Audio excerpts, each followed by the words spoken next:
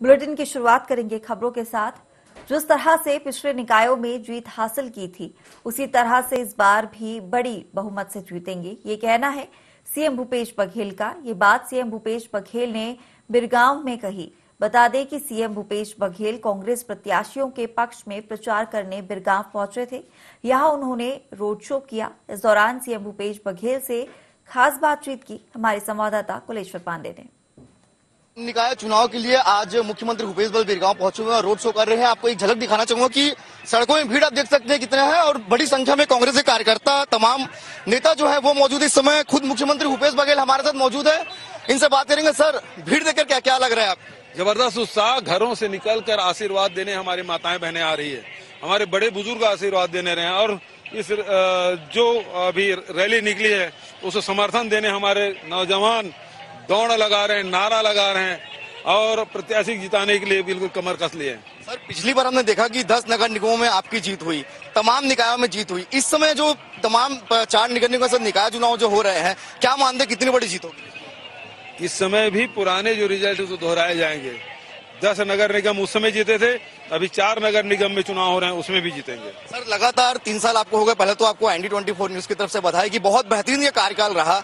आगे किस तरह के कार्यकाल रहेगा और अभी तक का सफर कैसा रहा आपका? ND24 परिवार को और उनके दर्शकों को मैं धन्यवाद देता हूं और बधाई देता हूं कि 3 साल जो आम जनता की जो सेवा किए हैं और हर सुख दुख में खड़े रहे हैं और छत्तीसगढ़ को आगे बढ़ाने के लिए लगातार, चाहे स्वास्थ्य के क्षेत्र हो, शिक्षा के क्षेत्र हो, रोजगार के क्षेत्र हो, चाहे किसान कृषि के क्षेत्र हो, सब में हमने एक स्टैंडर्ड कायम किया है तो और उसमें पूरी चर्चा देश भर में हो रही है। और इस कारण से राष्ट्रीय तौर पर जितने पुरस्कार हैं, चाहे वन विभाग का हो, चाहे नगरीय निकाय का हो, चाहे वो महिला बाल विकास का हो, चाहे वो गृह विभाग को, सब में हमको पुरस्कार मिल रहा है। सर, देश भर में पहले एक ऐसे मुख्यमंत्री है जो 3 साल में सिर्फ राज्य में नहीं अन्य राज्यों में भी जो एक बड़ी पहचान बनाया है। कई स्तर में आपको राष्ट्रीय नेतृत्व में कमान भी सौंपा है। देखिए, कांग्रेस के नीतियों को हम लोगों ने, उस कार्यक्रमों को और जो जनता से वादा हमारे नेता राहुल गांधी जी ने किया था, उसको हम जमीनी स्तर पे उतारे हैं। आम जनता को उसका लाभ मिला है और इसके कारण से उन कार्यों की प्रसिद्धि है पूरे देश में फैल रही है। सर, जनता एक चीज और आपसे जानना चाहती है कि कोई मुख्यमंत्री आता है, पहले वो शहर का विकास करने का सोचता है, लेकिन आपने ग्रामीण अर्थव्यवस्था को मजबूत करने के लिए जो काम किया है, चाहे गोधन न्याय योजना बात की जाए, राजीव गांधी न्याय योजना, ये सोच आपके में कैसे है कि पहले ग्रामीण अर्थव्यवस्था में ध्यान दिया जाए? देखिए, महात्मा गांधी ने कहा था कि भारत गांव में बसता है, भारत की आत्मा गांव में है और ग्राम स्वराज्य की उन्होंने बात कही थी। मैं खुद भी गांव से आता हूं, किसान हूं, मैं जानता हूं उस तकलीफ को और इसलिए किसान यदि मजबूत होगा, गांव हमारा मजबूत होगा तो हमारा प्रदेश मजबूत होगा, देश मजबूत होगा। सर, एक चीज और, निकाय चुनाव में बीजेपी भी इस समय दमखम के साथ उतरी है। रमन सिंह भी जो है प्रचार प्रसार कर रहे हैं, क्या मानते हैं आप? पहले भी कर लिए थे, पिछले समय भी चुनाव प्रचार किए थे।